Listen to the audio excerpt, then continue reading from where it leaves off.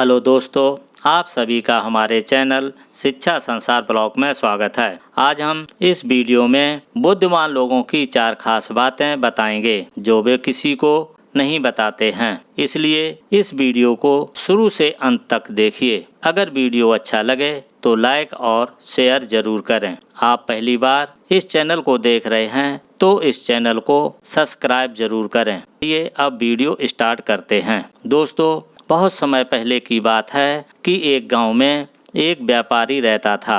उस व्यापारी के पास कहने को सब कुछ था, किसी चीज की कोई कमी नहीं थी। उस व्यापारी ने अपने जीवन में बहुत बड़े बड़े मुकाम हासिल किए थे। उसने अपने जीवन में कई सफलताएं प्राप्त की थीं। वो जिस नगर में भी व्यापार करने जाता, वहाँ पर भी उसे सफलता मिलना निश्चित था। वो अपने जीवन में कभी भी हारा नहीं था। उसका व्यापार भी खूब जोरों शोरों से चल रहा था। उसके पिताजी ने उसे ऐसी 4 बातें बता रखी थीं जिसका वो निश्चित पालन किया करता था और उन्हीं बातों का अनुसरण किया करता था। और उन्हीं बातों की वजह से उसका जीवन बड़ा सुखमय था। वो जीवन के हर क्षेत्र में सफल था। ऐसे में ही काफ़ी समय बीत गया और वो व्यापारी काफ़ी बूढ़ा हो चुका था। अब उसे लगने लगा था कि मेरी मृत्यु बहुत ही नज़दीक है। मेरी मृत्यु कभी भी हो सकती है। और वो जानता था कि मेरा बेटा बहुत भोला है, बहुत नादान है, उसे दुनियादारी की समझ नहीं है। इसलिए उसने बेटे को अपने पास बुलाया और अपने बेटे से कहा, बेटा, मैंने अपने पिताजी से 4 बातें सीखी थीं और उन्हीं बातों को मैंने अपने जीवन में उतारा। उन्हीं के अनुसरण की वजह से आज मैं अपने जीवन में इतना सफल हुए अपना जीवन सुखमय बिता रहा हूँ। जैसे आज मैं इतना सुखी और संतुष्ट हूँ और इतना धनवान हूँ। नहीं मुझे कोई बीमारी हुई और न ही मुझे कभी कोई धन की कमी हुई। और तुम देख ही पा रहे हो कि मैं इस गांव का सर्वश्रेष्ठ धनवान हूँ। लेकिन आज मेरे पास जो कुछ भी है मैं उससे संतुष्ट हूँ, मैं खुश हूँ। मैं चाहता हूँ कि तुम मुझसे भी आगे बढ़ो, तुम और नाम कमाओ, तुम और धन कमाओ, लोग तुम्हारे बारे में जानें, तुम्हें पहचानें। क्योंकि हमारा समय कुछ और था और तुम्हारा आने वाला समय कुछ और ही है। उस व्यापारी ने अपने बेटे को अपने और करीब बुलाया और उससे कहने लगा, बेटा, आज मैं तुम्हें दुनिया की ऐसी 4 महत्वपूर्ण बातें बताने जा रहा हूँ जो मुझे मेरे पिताजी ने बताई थीं और इसी के कारण आज मैं इतना सफल हूँ। और आज तुमने इन सभी बातों को अपने जीवन में उतार लिया, इनका नियमित तौर पर पालन किया, इनका अनुसरण किया, तो तुम भी अपने जीवन में बहुत धनवान बन जाओगे, अपने जीवन को बहुत सुखमय बिताओगे। इन बातों के अनुसरण से न तो तुम्हारे घर परिवार में कोई दुख आएगा और न ही तुम्हारे व्यापार में कोई परेशानी उत्पन्न होगी। इतना कहकर व्यापारी ने बेटे को 4 बातें बताना शुरू करता है। वो कहता है कि सबसे पहली बात है काम पर छाँव में जाना और छाँव में आना। दूसरी बात, अपने घर के चारों तरफ चमड़े की बाड़ रखना। तीसरी बात, हमें खाने को मीठा करके खाना। और चौथी बात, अपनी पत्नी को हमेशा बांध कर रखना। इतना कहकर वो व्यापारी अब निश्चित हो चुका था। अब वो ये जानता था कि उसका बेटा बहुत भोला है, वो अपने पिता की बात अवश्य मानेगा और इन सभी 4 बातों को अपने जीवन में उतारेगा और अपने जीवन में अनुसरण भी करेगा। देखते ही देखते कुछ महीने बीत गए और फिर एक दिन व्यापारी मृत्यु को प्राप्त हो गया। अपने पिता की मृत्यु के बाद व्यापारी के बेटे ने उन सभी 4 बातों को एक कागज पर लिख लिया ताकि वो उन्हें भूल न जाए। उन्हीं बातों को वो अपने जीवन में उतारने लगा, उन 4 बातों का अनुसरण करने लगा। सबसे पहली बात जो उसके पिताजी ने उससे कही थी, छाँव में जाना और छाँव में आना, तो उसने अपने घर से लेकर अपनी दुकान तक पूरे रास्ते पर एक टेंट लगवा दिया जो कि उसके पास पैसा तो बहुत था और उसे कोई रोकने वाला भी नहीं था। जब भी कोई उससे पूछता था कि आखिर तुमने ऐसा क्यों किया, तो वह उसके जवाब में बस इतना ही कहता कि मेरे पिताजी ने मुझसे ऐसा ही करने को कहा। इसके बाद उसने अगली बात का अनुसरण किया। उसने अपने घर के दोनों तरफ चमड़े की एक दीवार खड़ी करवा दी। इसे देखकर आसपास के लोग बहुत क्रोधित हो गए। वे लोग उससे झगड़ा करने पर भी उतर आए। कई लोगों ने यह तो कह डाला कि आखिर तुमने ऐसा क्यों किया, चमड़े की बाड़ तुमने क्यों खड़ी करवा दी, चमड़े से बहुत बदबू आती है और इससे हमें तकलीफ़ होती है, इसे आज ही निकलवा दो। लेकिन कोई उसका कुछ भी नहीं बिगाड़ सका, क्योंकि उसके पास बहुत पैसा था। इसलिए कोई भी व्यक्ति उसका ज़्यादा समय तक विरोध न कर सका और उसने भी मन बना लिया था कि वो अपने पिता की सभी बातों को पूरे दिल से मानेगा। उसने पिता ने उससे तीसरी बात कही थी, खाने को मीठा करके खाना, जिस कारण वो अपनी पत्नी से हर रोज़ खाने में कुछ मीठा ही बनवाता था। कभी सेमियाँ, कभी हलवा तो कभी मिठाइयाँ, हमेशा यही सब खाता रहता था। इसके पिता ने चौथी बात कही थी, अपनी पत्नी को हमेशा बांधकर रखना, जिस कारण वो हर रोज़ अपनी पत्नी को रस्सी से बांधकर रखता था। ऐसे ही कई दिन बीत गए और देखते ही देखते अब वह व्यापारी के बेटे का जीवन धीरे धीरे बर्बाद होने लगा था, क्योंकि उसने अपने पिताजी की सभी बातों का गलत मतलब निकाल रखा था और वो उसी के अनुसार उनका पालन कर रहा था। देखते देखते उसका इतना बड़ा व्यापार अब ठप होने लगा था। उसके यहाँ ग्राहकों की संख्या कम हो गई थी, क्योंकि जब उसका मन करता था तब वो दुकान जाया करता और जब उसका मन करता तो वो दुकान से वापस घर लौट आता। उसका पिताजी के इस कारोबार में मन नहीं लगता था। इस कारण उसके सारे ग्राहक अब उससे नाराज होने लगे। उसके सारे ग्राहक एक एक करके छोड़कर चले जा रहे थे। इस तरह उसका पूरा व्यापार ठप हो चुका था। जिस व्यापार को खड़ा करने में उसके पिताजी ने खून पसीना एक कर दिया था, उस व्यापार को उसने कुछ ही महीनों में पूरी तरह से बर्बाद कर दिया था। अब उसका धंधा बहुत कम हो गया था, जिस कारण वो बहुत परेशान रहता था, वो बहुत चिंतित रहता था। इसके कारण उसने घर के चारों तरफ चमड़े की दीवार खड़ी करवाई थी। उस कारण आसपास बहुत गंदी बदबू फैल चुकी थी। इसलिए जो भी इसके आसपास रहते थे उन सभी ने वो घर छोड़कर कहीं और पर अपना बसेरा बसा लिया। चमड़े की बदबू के कारण अब उसके घर में कोई नहीं आता था। यहाँ तक कि उसके मित्र और उसके रिश्तेदार भी घर में आने से कतराते थे। लेकिन अब भी उसे समझ नहीं आ रहा था कि आखिर ये सब क्यों हो रहा है। वो बहुत परेशान रहने लगा था और हमेशा मीठा भोजन किया करता था, जिस कारण उसका वजन बहुत ज़्यादा बढ़ गया था और इस मोटापे के कारण उसके शरीर में न जाने कितनी सारी बीमारियों ने अपना घर बना लिया था। आए दिन उसके घर पर वैद्य आने लगे थे। इन्हीं कारणों से अब उसका पैसा भी इन्हीं चीज़ों में बर्बाद होने लगा था। और अपने पिता की चौथी बात उसने मानी थी, वो थी अपनी पत्नी को बांध कर रखता, जिसकी वजह से उसकी पत्नी उससे नाराज़ हो गई और वो घर छोड़कर अपने मायके लौट गई। उसने अपनी पत्नी को मनाने की कोशिश की, तरह तरह के उपाय किए, लेकिन उसकी पत्नी नहीं मानी। और वैसे भी कोई स्त्री ऐसे मर्द के साथ क्यों रहना चाहेगी जो उसे बेवजह ही रस्सी से बांधकर रखता हो। देखते देखते अब वो व्यापारी के बेटे का पूरा जीवन बर्बाद हो चुका था। न तो अब उसके पास व्यापार बचा था, न ही धन, न ही उसकी पत्नी और न ही वो रिश्तेदार जो पैसों के लिए उसके आसपास घूमा करते थे।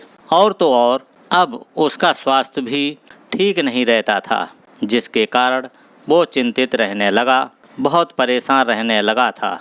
उसे ये सब समझ नहीं आ रहा था क्या हो रहा है और क्यों हो रहा है।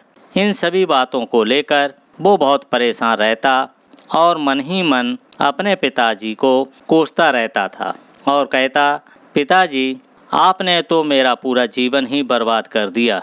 आपकी उन 4 बातों के कारण आज मुझसे मेरा सब कुछ छिन चुका है। न तो मेरा व्यापार रहा, न तो धन दौलत, न कोई रिश्तेदार और न ही मेरी पत्नी, और यहाँ तक कि मेरे स्वास्थ्य ने मेरा साथ छोड़ दिया। आपके ही कारण आज मेरा पूरा जीवन बर्बाद हो चुका है। यदि मैंने आपकी वो 4 बातें न मानी होती, तो यदि मैं अपने जीवन में न उतारा होता, तो आज मैं एक सुखमय जीवन जी रहा होता। आपकी 4 बातों पर चलकर मुझे क्या मिला?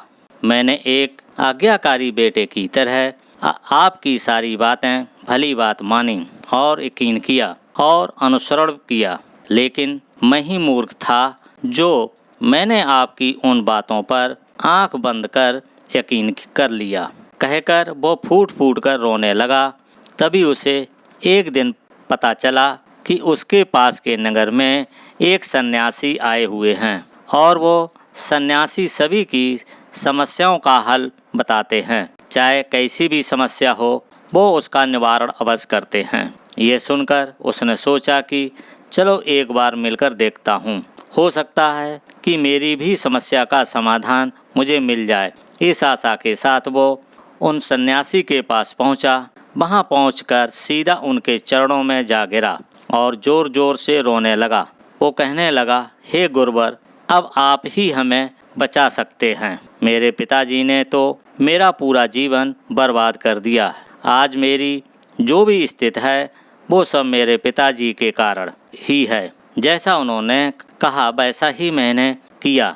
मैंने एक अच्छे बेटे की तरह उनकी सारी बातें मानी। हमने सारे फर्ज निभाए और देखिए मेरे पिताजी ने मेरे साथ क्या किया। मरते मरते भी वो मुझे गलत बात सिखा गए और उसका खामियाजा मुझे आज भुगतना पड़ रहा है, क्योंकि मैंने उनकी सभी बातों को अपने जीवन में उतारा, उनका अनुसरण किया और देखिए आज मेरे साथ क्या हो गया। मेरा तो जीवन पूरा बर्बाद हो गया है। मैं अब तक ये नहीं समझ पाया कि मेरे पिताजी ने मेरे साथ ऐसा क्यों किया। क्या मैंने उनके साथ गलत किया था? इतना कहकर वो सन्यासी के सामने और भी जोर जोर से रोने लगा। तभी वो सन्यासी महाराज उसके उस व्यापारी के बेटे से कहते हैं कि बेटा चुप हो जाओ, पहले हमें अपनी सारी बात तो बताओ। आखिर तुम्हारे साथ क्या हुआ है? तुम इस तरह से क्यों रो रहे हो? तुम्हारी इस परेशानी का कारण क्या है? उन सन्यासी के इतना कहने पर उस व्यापारी के बेटे ने पर्ची उन सन्यासी के हाथ में रख दी, जो उसने अपने पिताजी की मृत्यु के बाद लिख रखी थी, जिसमें उसने अपने पिताजी की 4 बातें लिखी थीं। उन सन्यासी ने पर्ची ली और उसे पढ़ने लगे और उन्होंने जैसे ही ये पढ़ा वो उस व्यापारी के बेटे से कहते हैं, तुम बड़े मूर्ख हो। तुम्हारे पिता ने दुनिया सारा ज्ञान दे दिया, लेकिन तुम उसे समझ नहीं पाए। तुम सही तरह पालन नहीं कर पाए और कहते हो कि तुम्हारे पिता ने तुम्हें गलत राह दिखाई, तुमने गलत संदेश दिया है। तुम्हारे पिताजी ने तो तुम्हारी परीक्षा ले रहे थे कि तुम उनकी बात समझ पाते हो या नहीं, तुम उनकी बातों का सही मतलब निकाल पाते हो या नहीं। यदि वो चाहते तो इसका मतलब अच्छी तरह से बता सकते थे, लेकिन वो चाहते थे कि तुम इन बातों का मतलब खुद से जानो, खुद से समझो कि उनका क्या अर्थ है। लेकिन ऐसा प्रतीत होता है कि मानो तुम्हारी बुद्धि बिल्कुल भ्रष्ट हो चुकी है। तुमसे बड़ा मूर्ख मैंने आज तक नहीं देखा था। जिसके पास दुनिया का इतना बड़ा ज्ञान हो, वो भला इतनी बड़ी मूर्खता कैसे कर सकता है। तुम्हारे पास कोई ज्ञान नहीं है, तुमने कोई ज्ञान अर्जित ही नहीं किया। अगर तुम इन बातों का सही मतलब समझे होते तो तुम भी अपने जीवन में अपने पिता की तरह सफल होते, खुश होते और तुम्हारा जीवन सुखमय तरह से बीत रहा होता। लेकिन तुम इतने बड़े मूर्ख हो कि तुमने अपने पिता की बातों का गलत मतलब निकाल लिया। उन बातों के मतलब के बारे में तुमने सोचा तक नहीं। उन्होंने जैसा कहा तुमने वैसा करना शुरू कर दिया। यह तुम्हें उन बातों का अर्थ नहीं पता चल पा रहा था तो तुम किसी ज्ञानी से मिल सकते थे, तुम उससे उस बात का मतलब निकाल लेते। लेकिन जैसा तुमने अपने पिताजी की बातों को समझा है, इसका मतलब वैसा नहीं है। इस पर व्यापारी का बेटा कहता है, गुरुवर आप क्या कहना चाहते हैं? क्या मैं अपने पिताजी की बातों को सही नहीं समझ रहा? और वैसे भी इसमें समझने लायक है क्या? उन्होंने तो बिल्कुल साफ साफ बताया था और मैंने अपने जीवन में उतार लिया, तो फिर मैंने गलत क्या किया?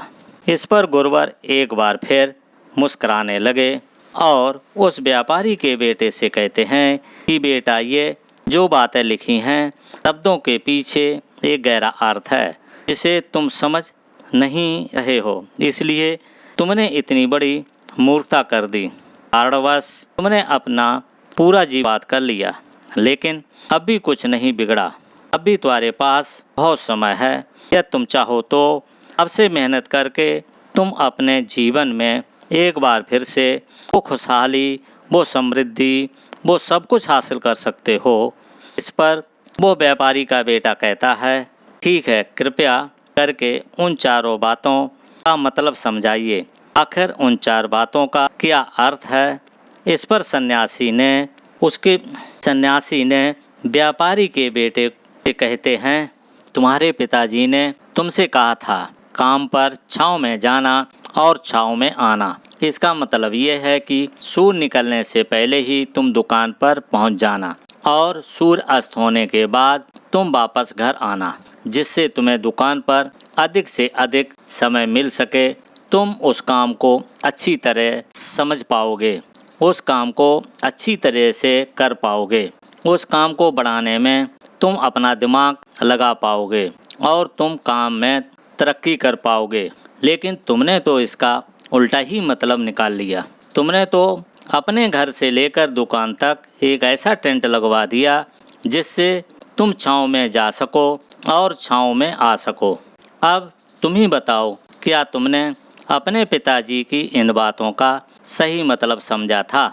ये सुनकर व्यापारी का बेटा जोर जोर से रोने लगा और कहने लगा, हे गुरुवर, मेरी ही गलती थी। मैंने अपने पिताजी की इन बातों का गलत मतलब निकाला और इसी कारण मैं पूरी तरह बर्बाद हो चुका हूँ। मैं बड़ा मूर्ख था। मेरे पिताजी ने तो मुझे इतना महत्वपूर्ण ज्ञान दिया, लेकिन मैं उस हीरे को पत्थर समझ बैठा। आगे वो व्यापारी का बेटा उन गुरुवर से कहता है कि गुरुवर, दूसरी बात क्या है? उसका अर्थ क्या है?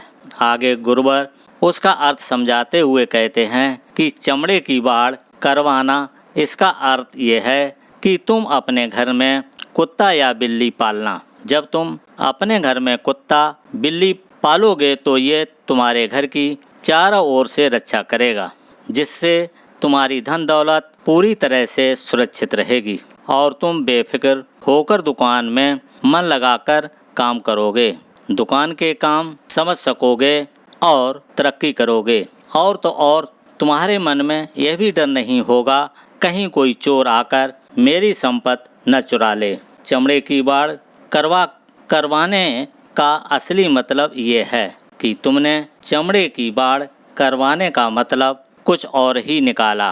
तुमने तो अपने घर की 2 दीवारों को ही चमड़े से भरवा दिया, जिस कारण आसपास बदबू फैल गई। तुम्हारे आसपास के पड़ोसी भी अपना घर छोड़कर कहीं और चले गए। यहाँ तक कि तुम्हारे मित्र, तुम्हारे सगे संबंधी भी उस बदबू के कारण तुम्हारे घर आने से कतराने लगे और अब हालत ये हो चुकी है, तुम्हारे घर न कोई आता है और न ही कोई जाता है और इसी कारणवश लोग तुम्हें नापसंद करने लगे और तुम्हारी बर्बादी का यह भी कारण है। आगे व्यापारी का बेटा कहता है, हे गुरुवर, ये सब तो ठीक है, लेकिन ये खाने को मीठा करके खाना, इसका क्या मैंने अर्थ गलत निकाला?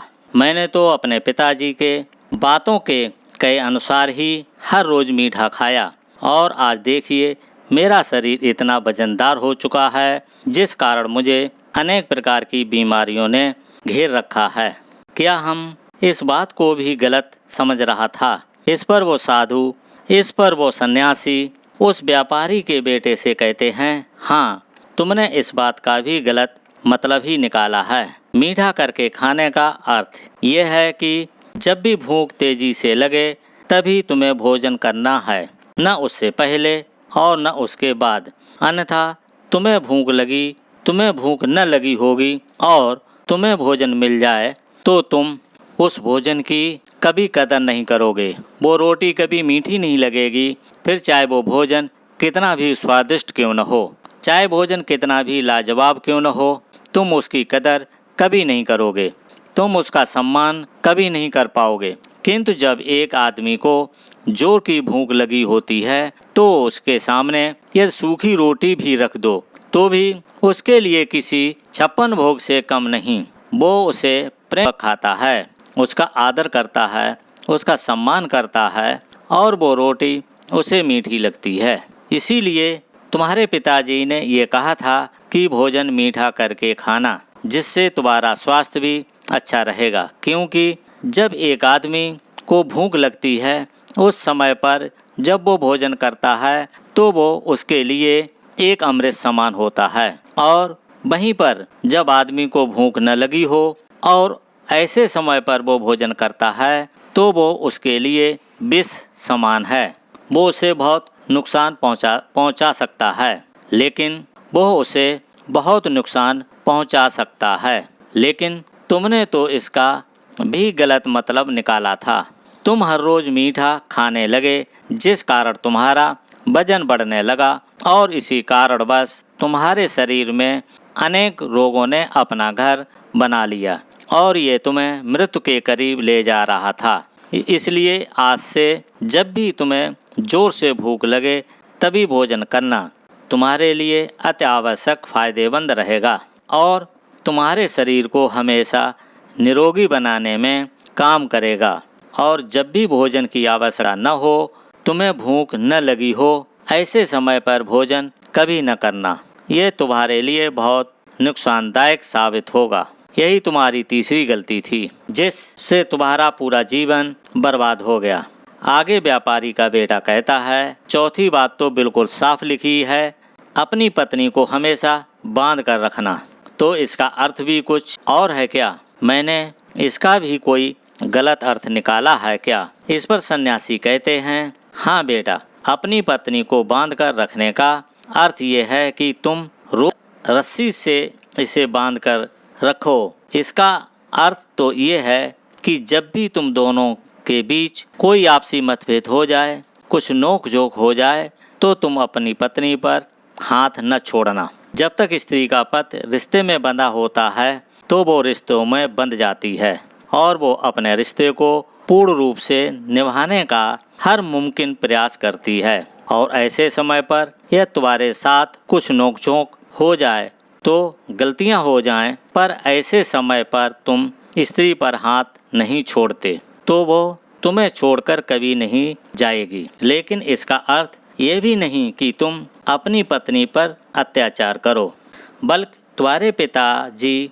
यहाँ पर कहना चाहते थे कि चाहे जो भी हो, कोई व्यक्ति तुम्हारे साथ रिश्ते में जुड़ा हुआ है, उसे अपने रिश्ते में इस तरीके से बांध लो कि वो तुम्हारे साथ झगड़े और नोक-झोंक के बाद भी नुकसान ना पहुंचा सके, वो तुम्हारे साथ कुछ गलत न कर सके और तुम्हारा फ़ायदा न उठा सके।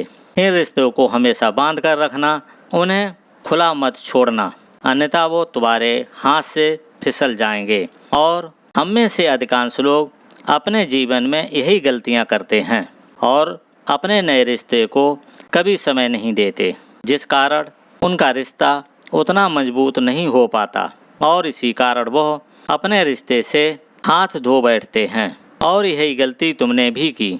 तुमने तो अपनी पत्नी को बांध कर रखा था, तो भला वो तुम्हें कैसे माफ कर सकती है? और यही कारण है कि वो तुम्हें छोड़कर चली गई।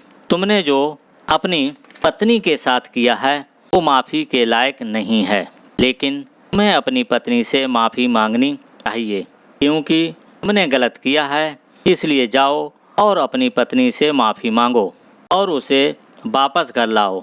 यही वो 4 बातें थीं जो तुम्हारे पिताजी ने तुम्हें समझाने का प्रयास किया था। तुमने इन सभी बातों का गलत मतलब निकाला। इसी कारणवश तुम पूरी तरह से बर्बाद हो गए। किंतु अभी भी तुम्हारे पास बहुत समय है। यदि तुम इन सभी बातों का सही अनुसरण करते हो तो तुम अपने जीवन में एक बार फिर से वो सब कुछ हासिल कर सकते हो जो तुमने खोया है। ये सारी बातें हमारे जीवन की पूरी परेशानियों का समाधान है। तुम किसी तरह से इनको देख सकते हो। कामयाब होना चाहते हो तो तुम्हें मेहनत करनी ही होगी। सूर्य निकलने से पहले तुम्हें अपने घर से निकलना होगा और हमेशा सूर्य के ढलने के बाद ही तुम्हें घर वापस लौटना होगा, ताकि धन दौलत को कोई छीन न ले। तुम्हें अपने रिश्ते को इसी तरीके से बांधना होगा कि वो रिश्ते परेशान न करें, तुम्हें तकलीफ न पहुंचाएं, तुम्हारा फ़ायदा न उठाएं। हमेशा एक अच्छा और स्वस्थ भोजन खाएं जब तुम्हें भूख लगी हो तो, ताकि तुम्हें जो भी आसें मिली हैं तुम उन्हें खुशी खुशी जी सको। अपने रिश्तों को हमेशा बांध कर रखना, उन्हें खोलकर न रखना, अन्यथा वो तुम्हारे हाथ फिसल जाएंगे। और अपने घर में कुत्ते और बिल्ली को अवश्य पालना ताकि तुम्हारा धन हमेशा सुरक्षित रहे। इन सभी बातों का अपने जीवन में अनुसरण करने के बाद तुम अपने जीवन में एक बार फिर कुछ पा सकते हो तो तुमने आज तक खोया है, और हो सकता है तुम इससे भी अधिक उन्नत कर पाओ, इससे भी अधिक समृद्धि प्राप्त कर सकते हो, अपने जीवन को खुशहाल और सुखमय बना सको। इतना कहकर वो सन्यासी अंत हो गए और व्यापारी का बेटा भी अपनी सभी गलतियों को समझ चुका था। उसने सन्यासी को प्रणाम किया और वापस अपने घर लौट आया। उसने उन सभी चारों बातों को अपने जीवन में उतारा, उनका सही अनुसरण किया। उसके बाद से उसके जीवन में सकारात्मक प्रभाव दिखने लगे। एक बार फिर से व्यापार करने में सफल रहा, एक बार फिर से अपनी पत्नी को घर लाने में सफल रहा और देखते ही देखते उसका जीवन सुखमय और आनंदमय हो गया था। आशा करता हूँ कि आपको ये वीडियो अच्छा लगा होगा। अगर ये वीडियो अच्छा लगा हो तो लाइक और शेयर कर दीजिए, और पहली बार चैनल पर आए हों तो सब्सक्राइब कर लीजिए। अगर इस वीडियो को लेकर कुछ पूछना हो तो मुझे कमेंट में बताइए, मैं आपको जवाब दूंगा। इस वीडियो को देखने के लिए थैंक यू फॉर वॉचिंग। ये वीडियो कैसा लगा मुझे ज़रूर बताइए। अब मिलता हूँ नेक्स्ट वीडियो में नई जानकारी के साथ।